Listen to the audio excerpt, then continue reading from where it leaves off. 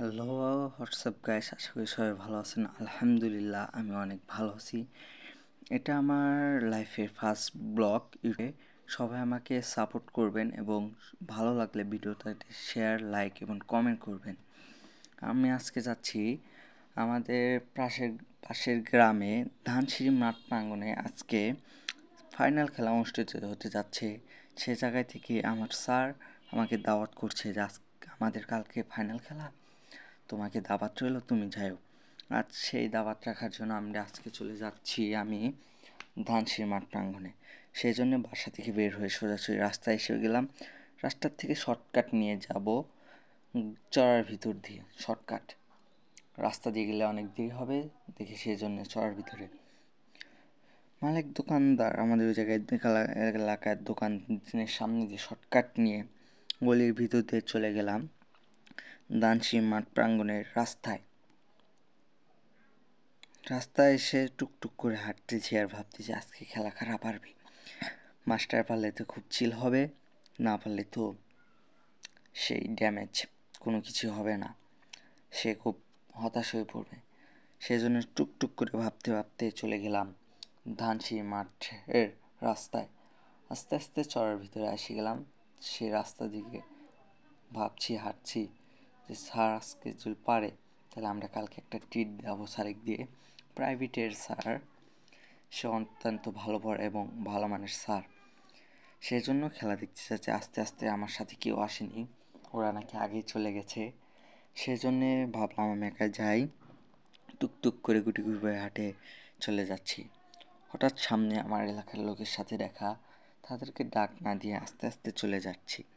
বৃষ্টির কারণে রাস্তায় পানি জমেছিল, সেই জন্যে ডিঙিয়ে চলে আসছিল। সামনে আমাদের বড় ভাই এলাকা আছে। সুন্দর করে হাঁটতে হাঁটতে চলে গেলাম ধানসিঁড়ি মাঠের সামনে। আল দিয়ে চলে যাচ্ছে আস্তে আস্তে হেঁটে। কিছুই করার নাই, বৃষ্টির কারণ, সেজন্যে ধান খেতে অনেক পিছু। হাঁটতে হাঁটতে কখন যে ধানসিঁড়ি মাঠের সামনে এসে চলে গেছে বুঝতে পারলাম না। সামনে আস্তে আস্তে যাচ্ছি, পিছল রাস্তা পিছলে পড়ে যেতে যাই, সেজন্যে আস্তে আস্তে হেঁটে মাঠের মাঝখানে এসে পৌঁছে গেলাম। সামনে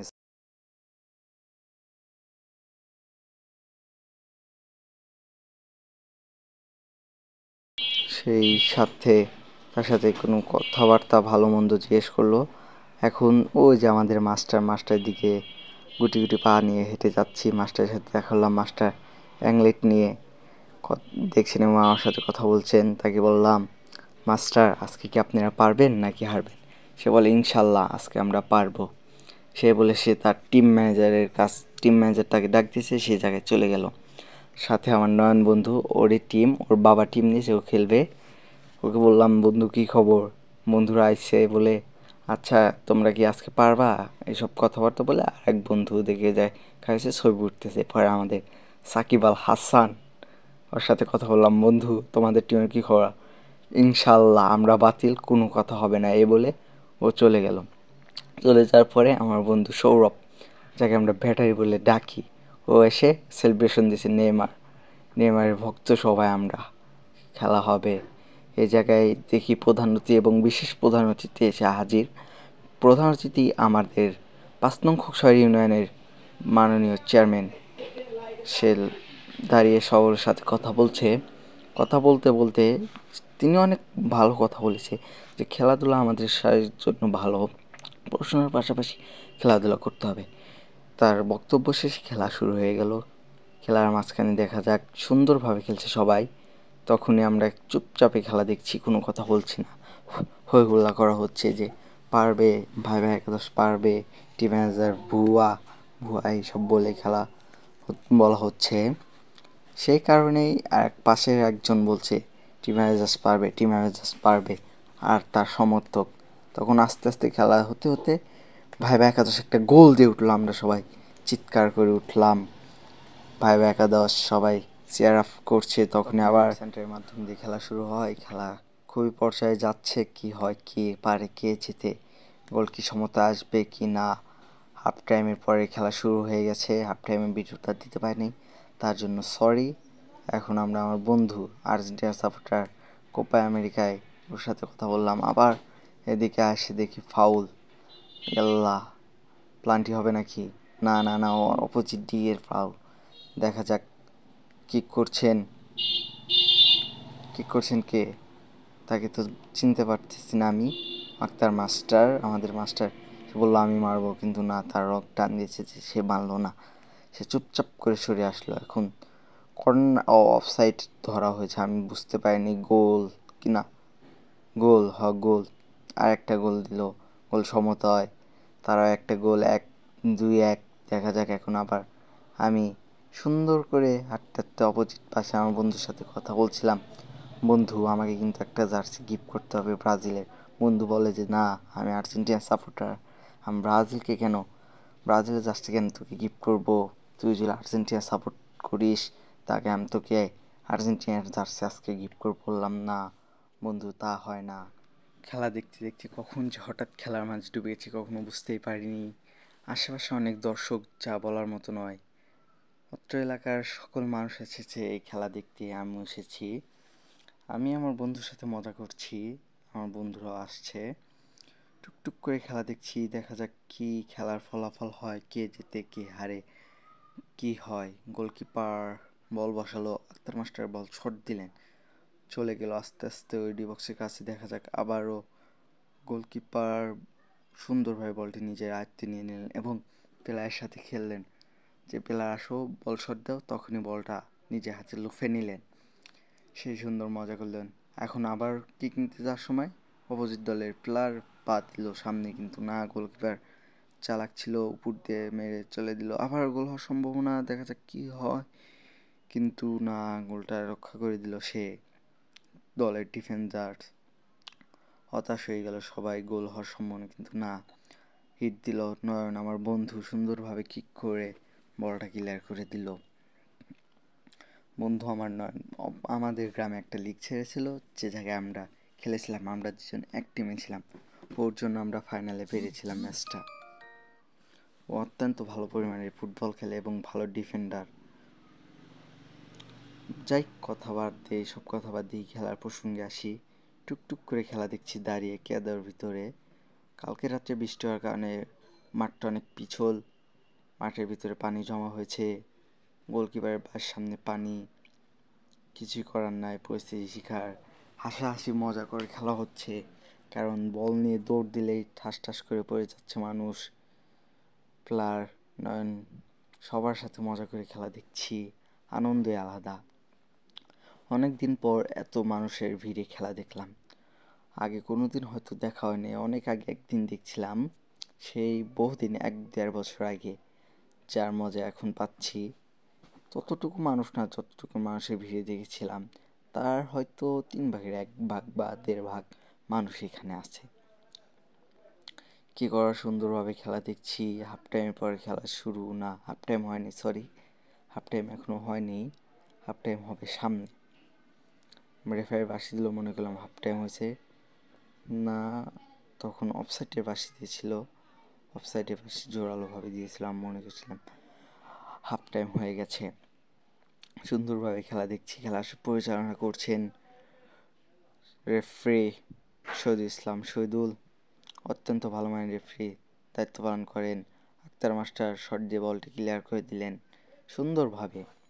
খেলা দেখার মাঝখান দিয়ে বন্ধুরা আর সব বন্ধুরা আসছে, হই হুল্লা মজা মস্তারি করা হচ্ছে। সবার সাথে একসাথে মিশে অনেক দিন পরেই খুব ভালোই লাগছে। মানুষের সাথে মেশা হয় না অনেক দিন ধরে। আবার আক্তার মাস্টার শট দিলেন, সুন্দরভাবে খেলা হচ্ছে, খেলার দিকে মজাই পাচ্ছি। আস্তে আস্তে মানুষ সবাই হাসাহাসি করছে যে বৃষ্টি মাঠ এর ভিতরে কীভাবে খেলা হয়, মানুষ তো এমনিতেই পড়ে যাচ্ছে কোনো ছাড়াই। আস্তে আস্তে দেখা যাক, কোনো পর্যায়ে খেলার অসম্পূর্ণ করা যাচ্ছে না। সব সময় মানুষ এটাই ভাবে, বলে, সবসময় পরিবারের মানুষ বলে পড়াশোনা আগে খেলাধুলো পরে, কিন্তু না, আমি বলি না, পড়াশোনাও দরকার, তার পাশাপাশি খেলাধুলাও দরকার। এটা সকল বাবা মার জানা উচিত। এইভাবে প্রতিদিন বিকেলে খেলা উচিত পোলাপান। এখন তো মানুষ গোল হওয়ার সম্ভাবনা, কিন্তু না, গোলটি করতে পারেন না। আবদুল্লাহ বড় ভাই হয় তিতপুর এলাকার, খেলা দেখতে প্রচুর লোক হয়েছিল, যা আমরা ধারণা করতে পারিনি যে এত লোক হবে, এই খেলা দেখতে আসবে এত মানুষ। প্রচুর লোক হয়েছিল। কালকে রাত্রে বৃষ্টির কারণে মাঠটা ভেজা ভেজা পানি, আশেপাশে ক্যাদো হয়ে আছে, দাঁড়ানো যাচ্ছে না। তবু দাঁড়িয়ে আছি, পা পিছলে যাচ্ছে। কিছু করার নাই, পরিস্থিতি শিকার। আল্লাহ কখন কি করে কিছু বলা যায় না, সব আল্লাহর লীলা খেলা। বন্ধু আমার বলতেছে এত পিছলার ভিতর দাঁড়িয়ে দেখা যাচ্ছে না। জায়গাটা পিচ্ছিল হলে কী হবে, কিন্তু দাঁড়িয়ে খেলা দেখার মজাই আলাদা। সবাই সবার মতন খেলা দেখছে, কোনো কিছুই বলার কোনো রকম প্রচেষ্টাই করা হচ্ছে না। সো গাইস, কোনো কিছু করার নেই। কখন কি হবে কিছু বলা যায় না, সব উপর আল্লাহর ইচ্ছা। কথা বলতে বলতে কখন যে প্ল্যান্টি শুট শুরু হয়ে গেছে যে আমি বুঝতে পারিনি। প্ল্যান্ট মারার জন্য রেফারি স্যার সবাই গোলকিপারকে বুঝেছে, তার পজিশন দেখে দিচ্ছে। এর মধ্যে ক্যামেরাম্যান এসে ক্যামেরার সামনে দাঁড়ালো। ও একটা কথা, এই খেলাটি প্রচার হয়েছে সিরাজগঞ্জ লাইভ টিভি চ্যানেলের লাইভ খেলা হয়েছে ফেসবুক পেজে, সবাই চাইলে দেখতে পারেন। প্রথম কিক করছেন টিম অ্যাভেঞ্জার্সের 10 নম্বর জার্সি পর্যন্ত খেলার আবদুল্লাহ। সে কী কথা, সুন্দর সেভ দিছিল, কিন্তু না, কিছু করার নেই। বন্ধু আমার মিস করেছে, সব পরিস্থিতি শিকার।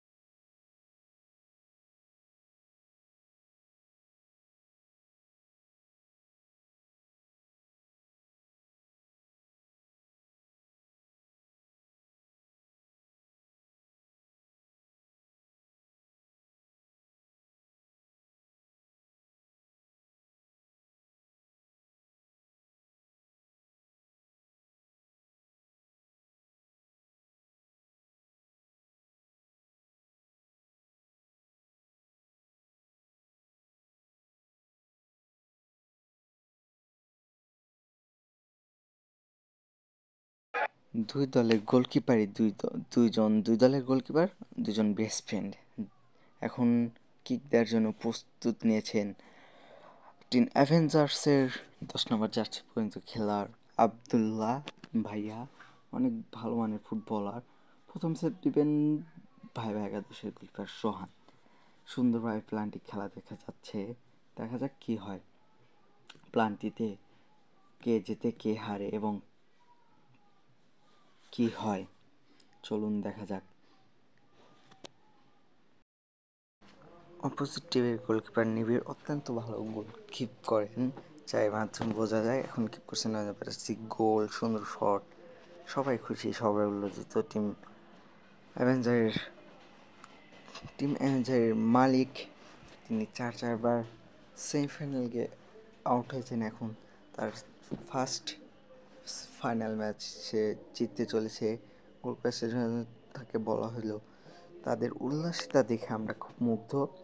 আজকের ব্লগটা এই পর্যন্তই। আশা করি সবাই ভালো লাগলে শেয়ার করবেন, লাইক করবেন এবং পরবর্তী ব্লগের জন্য সবাই পাশে থাকুন এবং সাবস্ক্রাইব করুন পরবর্তী ব্লগের জন্য। আল্লাহ হাফেজ, বিদায়।